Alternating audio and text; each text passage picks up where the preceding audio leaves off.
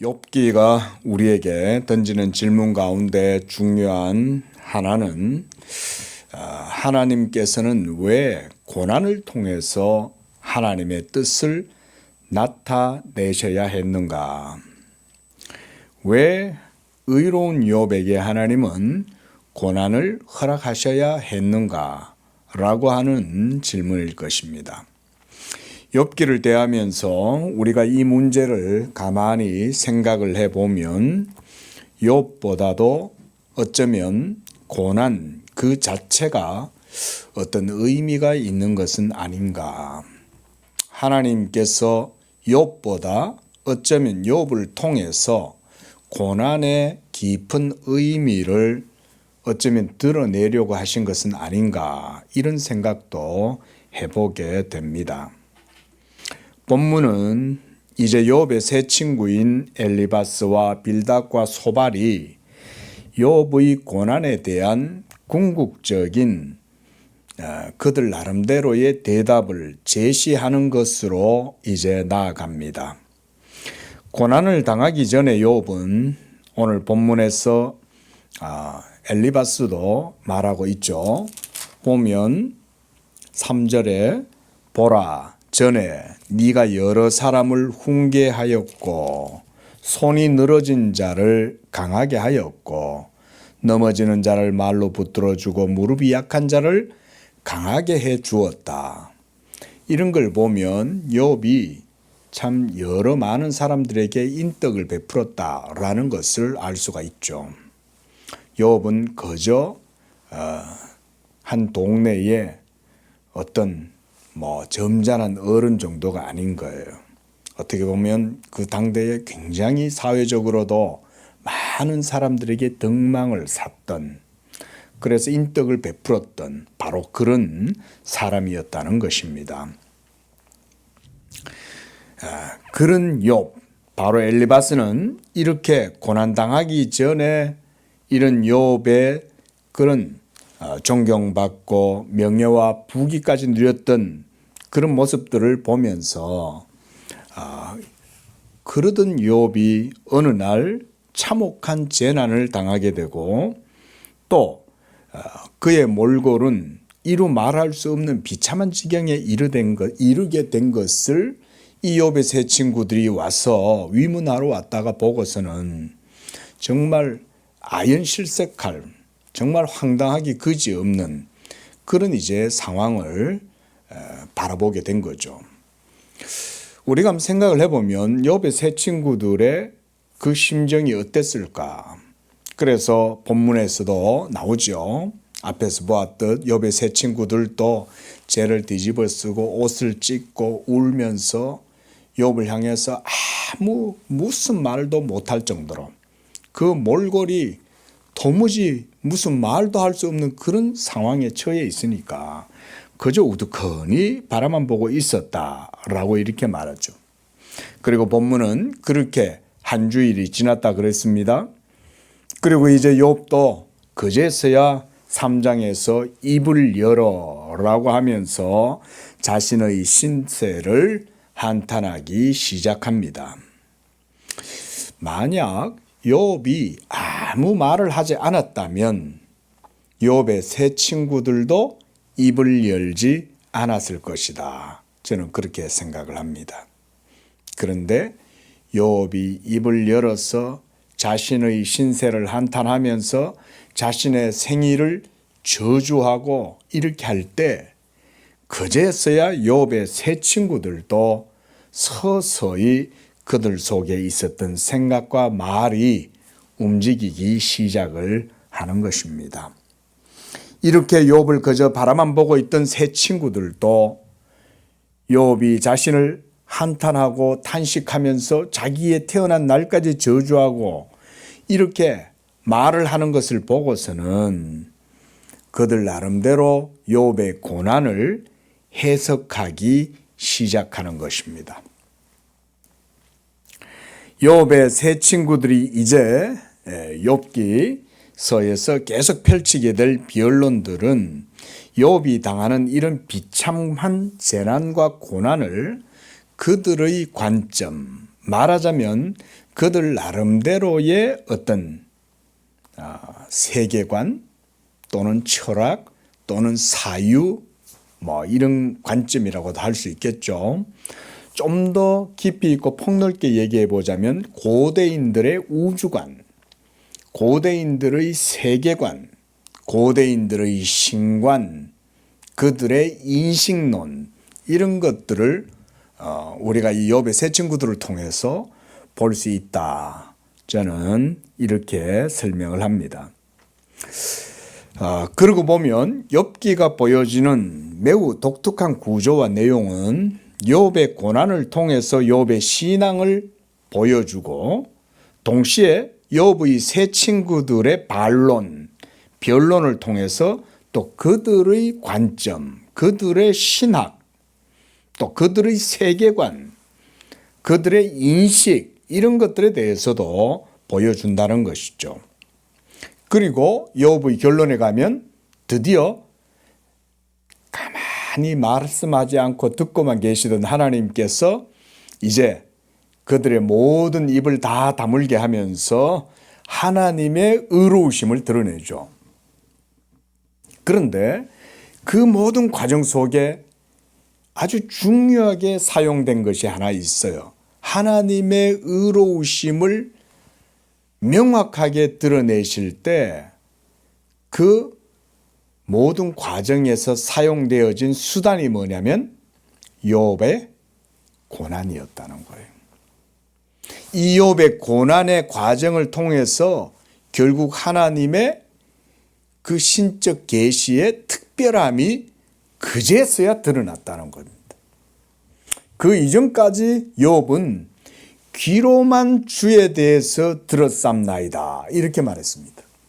그러니까 귀로만 듣던 간접적인 계시가 이제 눈으로 보나이다.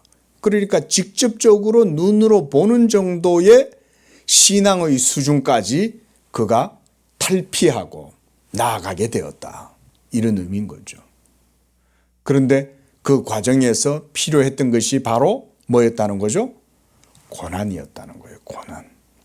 어쩌면 그렇게 보면 고난은 욥의 한계나 욥의 미숙함 또는 욥의 잠재적인 신앙의 상태를 깨트리는, 우리가 호두도 먹으려면 깨트려야 되잖아요. 그럼 이 깨트리는 과정, 깨어지는 과정, 이게 바로 고통, 고난이 있었던 거죠. 이것을 통해서 욥은 더 크고 깊은 계시의 신학, 하나님의 존재를 더욱더 마주서 보게 되는 그런 상태로 나아가게 되었다. 우리가 욥기를 이제 이런 관점을 가지고 좀 볼 필요가 있어요. 자, 이제 욥의 변론의 내용들을 우리가 그런 관점을 가지고 한번 보자는 거예요. 자, 먼저 본문을 보면 이제 4장에서는 이 욥의 말하자면 자신의 한탄이고 탄식이잖아요. 근데 그것을 듣고만 있던 욥의 세 친구 가운데 첫 번째, 이 엘리바스가 드디어 말을 하기 시작합니다. 그래서 이 욥기의 구조는 3장에서 보면 1절에 욥이 입을 열어, 또 2절에서 욥이 입을 열어 그랬죠. 그러니까 욥이 입을 여는 것에서부터 변론이 시작되는 거예요. 그리고 4장에서는 엘리바스가 대답하여 이렇게 되는 거죠. 이런 형식으로 이제 욥기가 계속해서 이제 진행이 됩니다. 자, 2절에 보면 누가 너에게 말하면 네가 실증을 내겠느냐? 누가 참고 말하지 아니하겠느냐? 벌써 입이 근질근질하다 이 말인 거예요. 쉽게 말하면. 내가 뭐 할 말이 없어서 말을 안 하고 있는 줄 알아? 이러면서 엘리바스가 자신의 심정을 먼저 밝히고 있죠. 자, 이게 뭔 말이냐면요. 엘리바스도 할 말이 있다 이건 거예요. 욥의 고난에 대해서. 그건 또 무슨 말이냐면 엘리바스의 세계관, 엘리바스의 우주관, 엘리바스의 인식, 그의 사유, 관점, 이런 게 엘리바스한테도 있다 이 말인 거예요.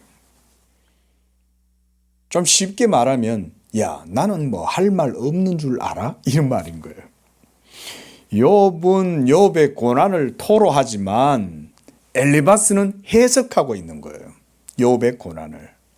그러면서 그걸 바라보면서 이 엘리바스가 어떤 대답을 내놓느냐에 통해서 우리가 뭘 봐야 되냐면 고대인들의 세계관, 우주관 그런 관점들을 우리가 살펴볼 수가 있습니다. 그래서 이제 3절부터는 욥의 지나간 삶에 대해서 잠깐 언급을 하죠. 그런데 이렇게 인덕을 베풀고 많은 사람들에게 덕망을 받았던 그런 욥이었는데 이제 보면 5절에 이제 어쩌면 드디어 결국 이런 의미라고 할 수 있어요. 결국은 너에게도 그들이 네가 위로해 주었고 네가 격려해 주었고 네가 여러 가지로 도움을 주었던 고통 속에 있었던 자들, 괴로워하는 자들, 그런 자들처럼 너도 이제 드디어 그런 처지가 되었구나. 그 말인 거예요. 그러면서 이제는 너에게도 결국은 그런 고난과 재난이 임했구나. 이렇게 보는 거죠. 그래서 네가 힘들어하고 이 일이 이제 너에게 닥치게 되니 네가 놀라는구나. 그동안 이건 뭐죠? 어떻게 보면 지난날 욥이 누렸던 그런 여러 많은 인덕들이나 덕망들을 어쩌면 비꼬는 거라고도 할 수가 있는 거죠. 그동안 네가 다른 사람들한테 위로해 주고 격려해 주고 도움을 주고 다른 사람들에게 권면해 주고 위로해 주었지. 근데 이제 네가 고통을 당하니 네가 위로를 받고 네가 이제 도움을 받아야 될 처지가 되었구나. 자, 왜 이 말을 할까요? 엘리바스가 생각에 있는 거죠. 그래서 이제 6절과 7절에서는 바로 그 내용들에 대해서 얘기합니다. 네 경외함이 너의 자랑이 아니냐? 네 소망이 네 온전한 길이 아니냐? 이거 이제 여기서부터 뭘 얘기하냐면 엘리바스가 소위 인과율, 쿼절티 이런 것에 대해서 이제 얘기를 하는 거예요. 인과율에 대해서. 그러니까 네 경외함이 네 자랑이고 네 소망이 네 온전한 길이 아니었느냐. 생각하여 보라. 한번 잘 생각해 봐. 너의 지나간 삶의 모든 걸음걸음들을 네가 스스로 한번 돌아봐. 이런 말인 거죠. 네가 그동안 어떻게 살아왔는지 네 스스로 한번 잘 봐라. 뭡니까? 죄 없이 망한 자가 누구인가? 정직한 자의 끊어짐이 어디 있는가? 이렇게 말하죠. 이게 엘리바스가 말하고 싶었던 가장 핵심적인 내용이라고도 할 수 있어요. 그리고 이 이후로 계속해서 엘리바스는 이 관점을 가지고 욥을 비난하고 정죄해요. 그리고 욥을 의심해요. 네가 죄가 있으니 그렇지. 이거예요. 그래서 8절에서도 그런 말을 합니다. 내가 보건대. 내가 보건대. 이게 이제 엘리바스의 관점이죠. 그의 인식을 보여주는 거예요. 악을 밭갈고 독을 뿌리는 자는 그대로 거두나니. 우리가 이런 걸 뭐라고 그럽니까?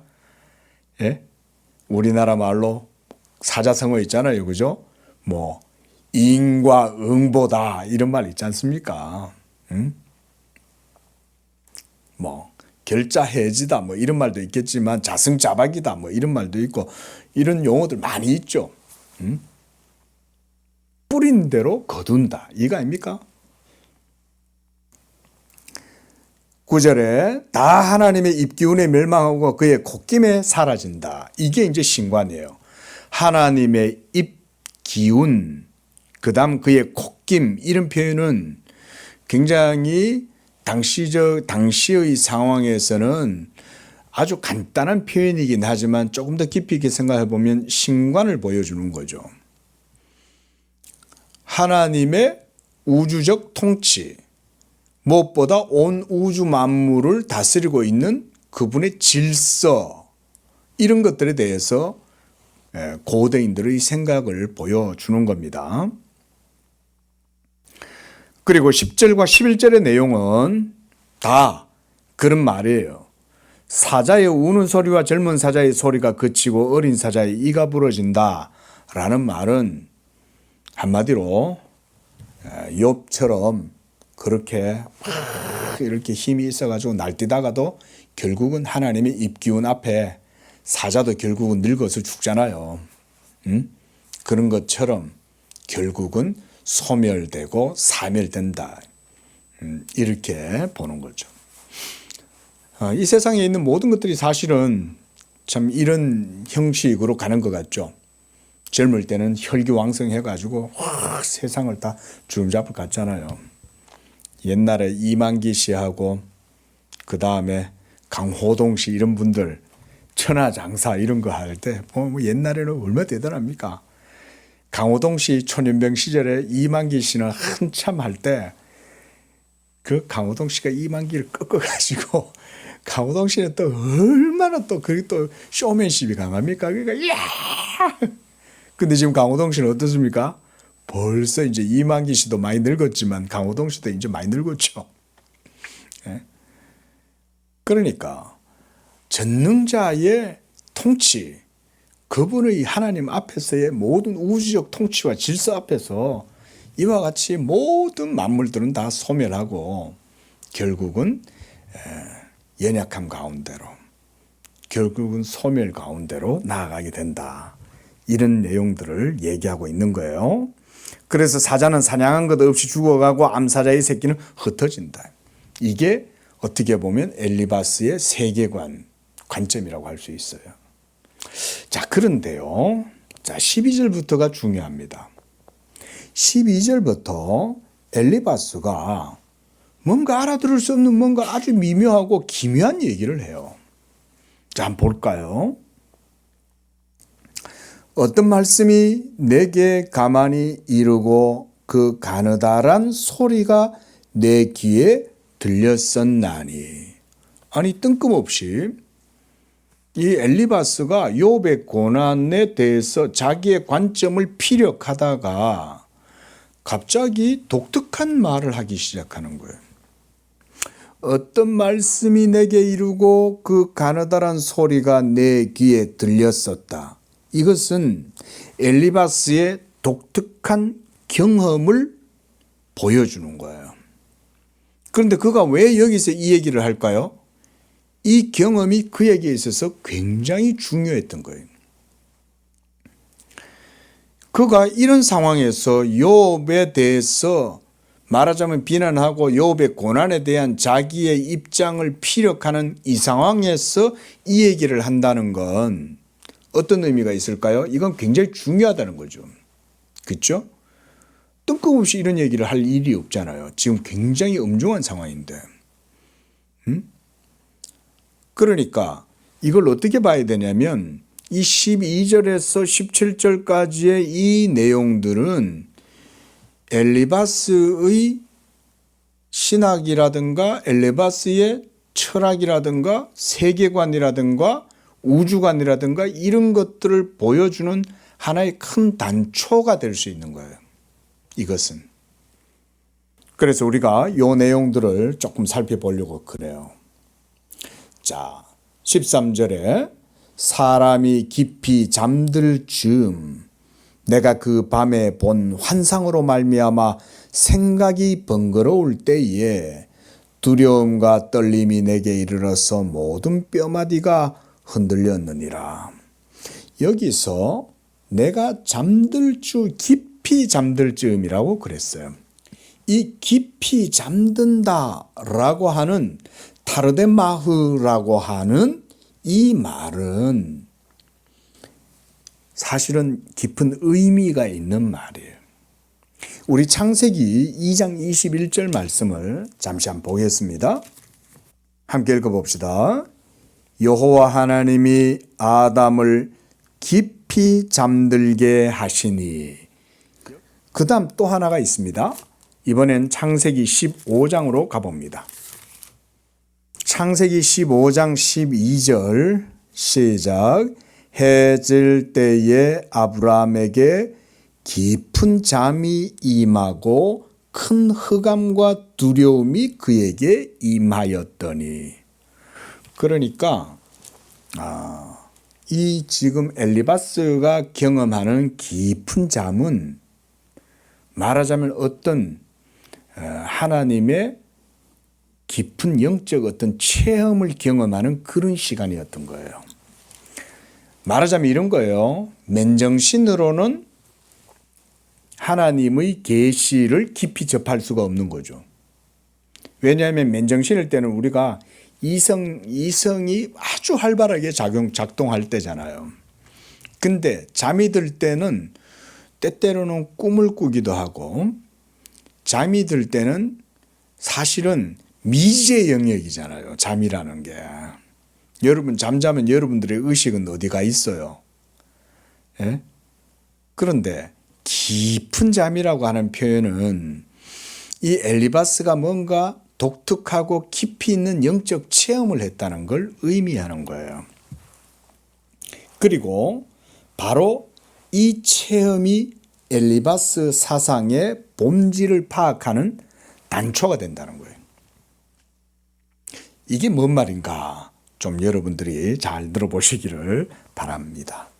그러니까 깊이 잠들음을 통해서 하나님의 신적인 세계에 대한 깊은 부분들을 볼 수 있는 눈이 열렸다. 이렇게 볼 수가 있는 거예요. 보통은 이성의 영역을 가지고는 깊이 못 봐요. 어떨 때는. 왜냐하면 고대인들의 신관이라고 하는 것은 우리가 알다시피 대부분 다 신화적 세계를 가지고 있잖아요. 포세이돈, 무슨 제우스, 비너스 이런 식의 생각만 하고 있고, 그러면 사실은 신을 제대로 이해하지 못하죠. 그런데 사물의 본질을 깊이 들여다볼 때는 이런 쉽게 말하면 영적 체험이 있어야 했던 거죠. 그리고 그가 무엇을 경험해 봤는지 한번 봅시다. 내가 그 밤에 본 환상으로 그랬죠? 그러니까 깊은 잠 속에서 환상을 봤다는 거예요. 그리고 두려움과 떨림이 내게 이르러서 모든 뼈마디가 흔들렸다. 어떻게 보면 보이지 아니하는 이성으로 근접할 수 없는 어떤 영적인 사실, 어떤 현존성, 조금 철학적으로 표현해 보면 그렇다고 할 수 있겠어요. 그 현존성을 깊이 있게 인식하는 단계로 들어간 거예요. 자, 여러분, 사실은 우리가 이성적으로 보고 경험하는 이 모든 감각적인 세계, 좀 철학적으로 얘기해 보면 현상 세계는 사실은 본질이 아닙니다. 이건 철학자들도 인정하는 바죠. 물론 칸트 같은 사람들은 물 자체, 그 이상의 것은 알 수 없다, 이렇게 이제 단언을 하지만, 그러나 여러분, 물 자체가 있다면 그 물 자체를 보기 위해서는 이성을 넘어서야 되는 건 분명하죠. 그런데 이성을 넘어서려면 이런 깊은 잠 속에서 하나님이 눈을 열어서 보게 하는 이런 것들도 필요한 거죠. 선지자들도 마찬가지입니다. 선지자들도 하나님의 계시를 받을 때 그 성령의 감동을 통해서 하나님의 계시의 깊은 것을 바라볼 때는 여러분, 그건 너머에 들어가야 되잖아요.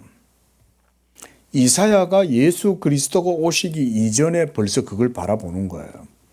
그러려면 이사야 같은 선지자들은 하나님의 말씀에 성령의 훈련이 되어 있고 그걸 깊이 보는 그런 눈이 열려 있는 사람들이지 않습니까?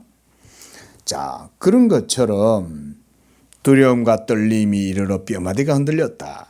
자, 바로 이때 드디어 열린 거예요.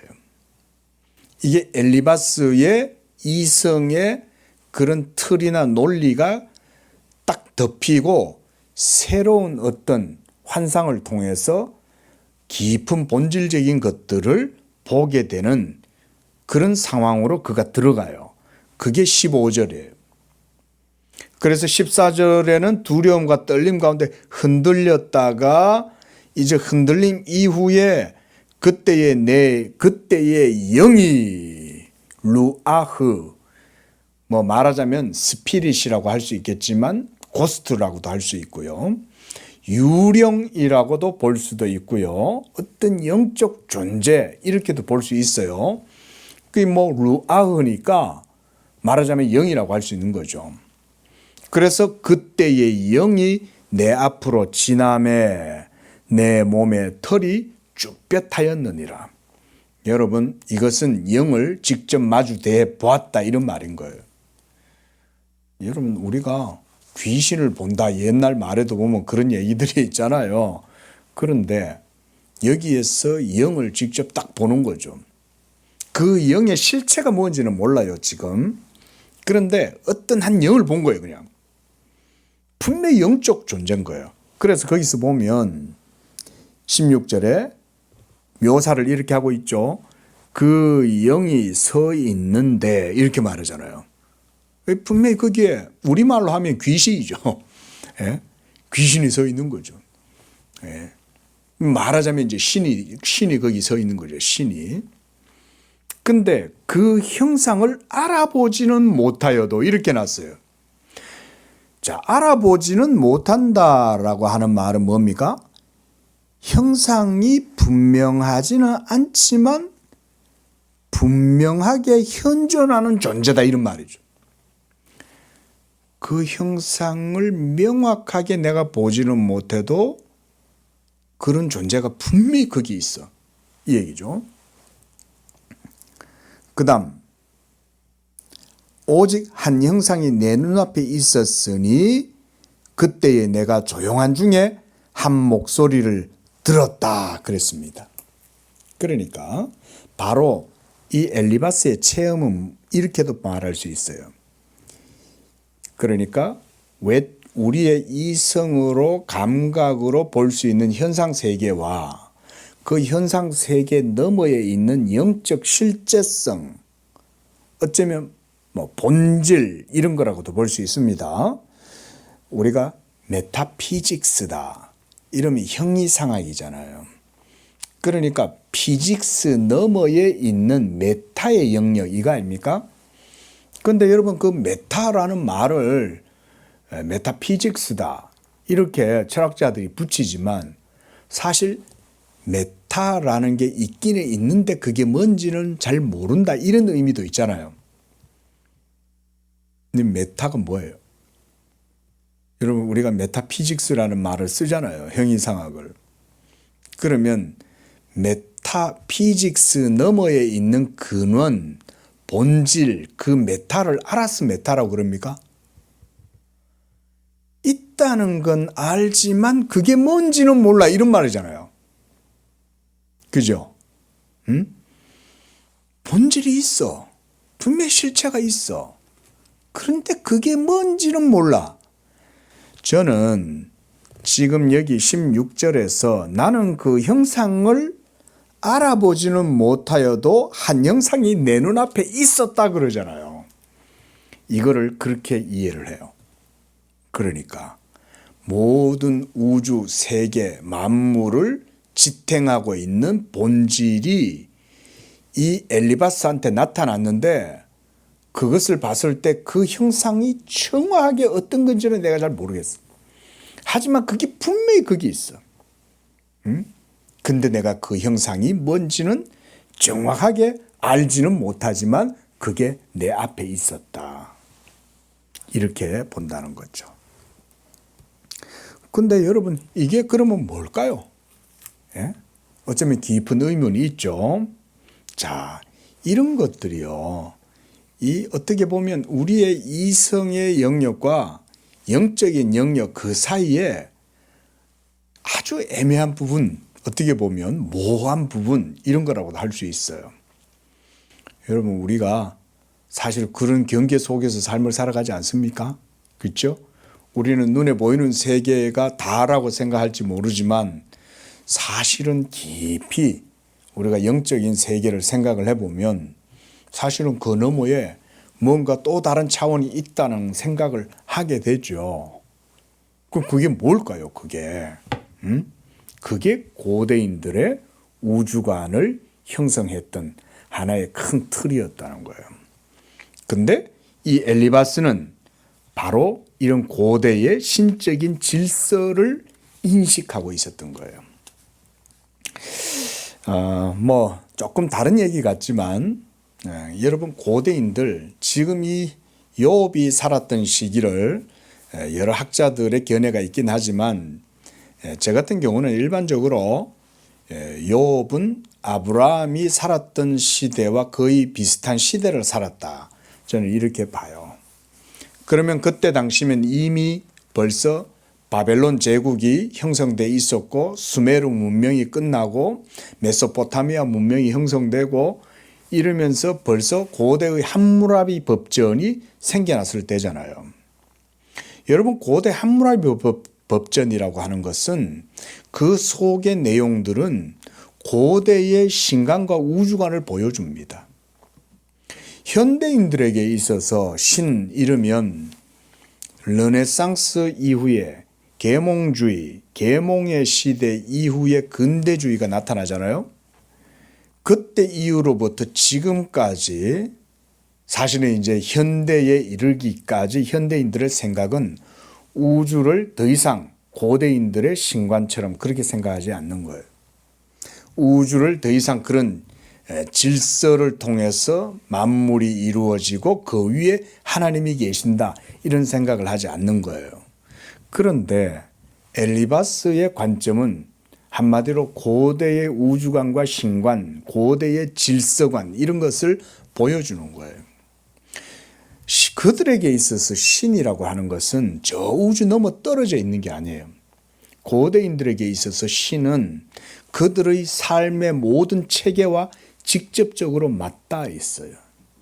고대인들에게 있어서 철학이라든가 사상은 신과 모든 것들이 맞닿아져 있었습니다. 그 속에서 이제 하반절에 보면 그때 내가 조용한 중에 한 목소리를 들었다 그랬어요. 거기 보면 12절에 가느다란 소리죠. 그리고 16절에는 조용한 중에 한 목소리를 들었죠. 이게 뭘까요? 바로 그 존재의 음성을 들었다. 저는 이렇게 해석을 합니다. 여러 주석서들을 봤는데 마땅한 해석이 없어요. 유명하다는 주석을 봤는데도 이 부분에 대해서는 어떤 이렇다 할 해석들이 제시가 되지 않습니다. 그런데 저는 여기서 조금 존재론적으로 이 문제를 좀 봐야 된다. 그리고 엘리바스가 이런 경험을 했다는 것 자체가 시사하는 바가 뭐냐면 엘리바스의 신학이 결코 만만한 게 아니다라는 거예요. 고대의 피타고라스는 단순히 철학자고 수학자였습니까? 고대의 피타고라스는 제사장이었죠. 뭔가 사물의 깊은 단계에 들어가면 신학과 연결되는 지점이 있어요. 신학과 연결되는 그 지점에 바로 로고스가 있어요. 노모스가 있어요. 그 노모스의 단계를 깊이 들어가면 거기에서 한 형상을 보게 되는데 그게 뭐냐면 하나님의 형상을 보는 거예요. 저는 엘리바스가 그만큼 깊이 있는 철학과 사상을 가졌다고 보는 거예요. 그리고 그게 바로 고대인들의 세계관, 신관, 우주관, 코스모스, 질서관 이런 것들이었다는 겁니다. 바로 이 경험이 엘리바스의 신학 사상을 형성하는데 굉장히 중요한 역할을 했다는 것입니다. 그리고 그 조용한 중에 한 목소리란 한마디로 말하면 통찰을 보여준다. 엘리바스가 그 아주 독특한 영적 체험 속에서 깊은 하나의 통찰을 얻게 되는데 그게 17절이에요. 어찌 사람이 하나님보다 의롭겠느냐. 사람이 어찌 그 창조하신 이보다 깨끗하겠느냐 라고 하는 거예요. 고대의 우리가 아는 플라톤의 이데아가 여러분 이원론적이다 이렇게 표현을 하죠. 이원론적이라는 말은 뭐냐면 누메논의 세계, 그러니까 저 이데아의 최고 경지, 절대선의 최고의 선의 경지, 바로 거기를 우리가 예지계다, 누메논의 세계다 이렇게 말해요. 그 누메논의 세계는 절대선, 최고선의 경지예요. 그러면 페노메논의 이 현상계의 세계는 물질계, 우리가 이걸 눈으로 보이는 현상계, 나타나 보이는 현상계라고 그래요. 그러면 이 현상계는 고대의 플라톤의 눈에는 저급한 것으로 보인 거죠. 지금 어떻게 보면 이 엘리바스의 관점은 조금 그런 관점이라고도 할 수 있어요. 신의 영역은 이와 같이 의롭고 선하고, 그래서 신은 선하지만 창조하신 모든 것들은 다 저급하다 이렇게 보는 관점이라고도 볼 수 있는 거죠. 그래서 어찌 사람이 하나님보다 의롭겠으며 사람이 창조주보다 깨끗하겠느냐. 기본적으로 이런 식으로 본다는 거죠. 뭐 틀린 말은 아니죠. 그렇게 보면 그렇죠? 창조자가 더 선하지 창조된 것이 선하겠습니까? 당연히 그 말도 틀린 말은 아닙니다. 그래서 18절에 보면 하나님은 그의 종이라도, 그러니까 여기서 천사죠. 천사라도 그대로 믿지 아니하고 그의 천사라도 미련하다. 뭐 이런 정도면 창조주 하나님의 존재가 얼마나 최고선이냐라고 하는 것을 그가 보여주는 거죠. 또 19절에 보면 하물며 흙집에 살고 티끌로 털을 삼고 하루살이 앞에서도 무너질 이런 아침 안개 같은 우리 인간, 우리 인생들의 삶이겠느냐라고 이렇게 보는 거죠. 자, 이런 게 지금 엘리바스의 욥의 고난에 대한 해석입니다. 이게 그러니까 엘리바스의 신관, 세계관, 우주관, 인식론 이걸 지금 다 보여주고 있는 거예요, 여기서. 근데 거기서 아주 결정적으로 이 엘리바스의 깊은 영적 체험, 저는 이 영적 체험이 이런 노모스, 우주의 신적 질서를 그대로 형상으로 바라보았다. 그러니까 엘리바스는 굉장히 말하자면 깊이 있는 노모스의 신학자였다라고도 볼 수 있어요. 마치 피타고라스만큼이나. 여러분 피타고라스도 보면 밀교를 이루었잖아요. 종교의 제사장 역할을 하면서 많은 사람들을 이끌고 다니면서 그가 뭔가를 봤을 거 아니에요. 그 본 것을 수학적으로 설명하고 제시하려고 했던 거 아니에요? 말하자면 엘리바스는 지금 그런 우주의 어떤 근본적이고 본질적인 어떤 질서의 어떤 형상을 보았다. 저는 이렇게 이해를 해요. 자, 그래서 이제 아침과 저녁 사이에 부스러져 가루가 되고 영원히 사라지되 기억하는 자가 없는 존재. 장막줄이 그들에게서 뽑히지 않겠느냐. 그들은 지혜가 없이 죽느니라. 이게 인생들이죠. 사실은 뭐 그렇게 따지자면 엘리바스의 말이 그리 틀린 말도 아니에요. 근데 중요한 건 여기서 이제 결정적으로 뭐가 중요하냐면 엘리바스의 신학은 결국 그 12절과 16절 이런 것에서 표현되어져 있어요. 엘리바스는 그 형상을 알아보지는 못하는 거예요. 근데 보세요. 욥기 마지막에 가면 욥은 어떤 결과를 얻습니까? 욥은 하나님에 대해서 눈으로 본다 이렇게 말하죠. 엘리바스는 그 단계까지 나아가지 못해요. 근데 결국 욥은 그 단계까지 나아가요. 내 눈으로 주를 배움나이다. 이 단계까지 나아가는 거예요. 근데 욥이 그 단계를 지나가는 그 과정 속에 필연적으로 그에게 뭐가 있어야 되는 거예요? 고난이 있어야 되는 거예요. 고난의 껍질을 깨뜨리고 욥은 하나님의 존재를 깊이 인식하게 되는 그 단계. 하나님의 사랑, 하나님의 자비, 하나님의 은총 이런 것들을 욥은 경험하게 됩니다. 그런데 엘리바스와 빌닷과 소발은 결국 그 단계까지 나아가지 못하다가 나중에 하나님이 이 세 친구들에 대해서 책망하시죠. 그죠? 너희가 욥에 대해서 한 말은 다 틀렸어. 이러면서 하나님이 이 세 친구들을 책망하시잖아요. 자, 이런 것들을 볼 때 엘리바스는 말하자면 율법의 신학이었다. 이렇게도 볼 수가 있습니다. 율법이란 노모스, 우주적 질서, 이 모든 세계를 이루고 있는 형식, 형체 이런 거라고도 볼 수 있죠. 자, 말씀을 맺으면서 엘리바스는 우리는 이런 체험을 통해서 그가 깊이 있는 인식과 통찰을 가지고 있었다. 그러나 그의 인식과 통찰은 그 신의 본질을 깊이 있게 들여다볼 수 있을 만큼은 나아가지 못하는 거예요. 이게 엘리바스 신학의 한계인 거예요.